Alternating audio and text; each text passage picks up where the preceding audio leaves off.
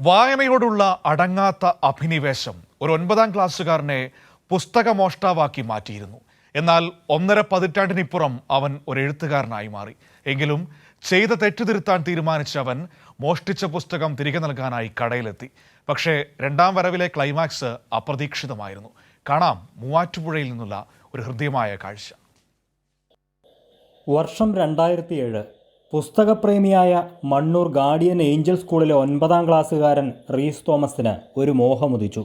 Muvattupuzha new college book സ്റ്റാളിൽ അടുക്കി വെച്ചിരിക്കുന്ന Harry പോട്ടറിൻ്റെ ഏറ്റവും പുതിയ പുസ്തകം സ്വന്തമാക്കണം. പക്ഷേ കയ്യിൽ പണമില്ല. പിന്നെ ഒന്നും നോക്കിയില്ല. ആരും കാണാതെ പുസ്തകമെടുത്ത് മുങ്ങി.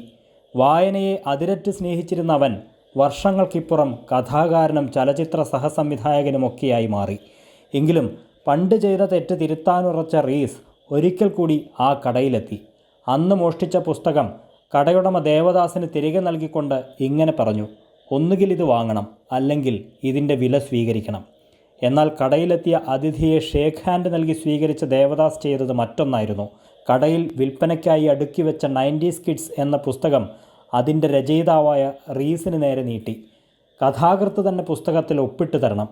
ദേവദാസിൻ്റെ ആവശ്യം റീസ് സന്തോഷത്തോടെ നിർവഹിച്ചു.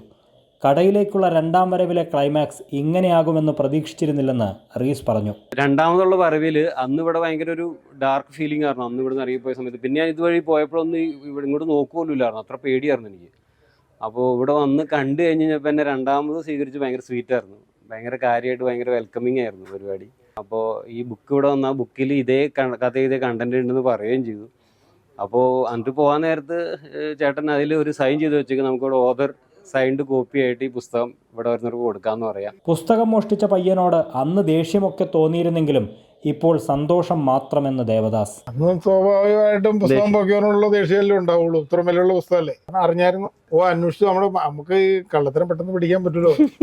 ഗുരുവായൂർ അമ്പലനടയിൽ മിന്നൽ മുരളി, പത്മിനി, കമ്മട്ടിപ്പാടം തുടങ്ങി 1 ഡസനിലേറെ സിനിമകളിൽ സഹസംവിധായകനായി പ്രവർത്തിച്ച റീസ് തോമസ് ഇപ്പോൾ സ്വതന്ത്ര സംവിധായകനാകാനുള്ള തയ്യാറെടുപ്പിലാണ്. കൈരളി ന്യൂസ്, കൊച്ചി.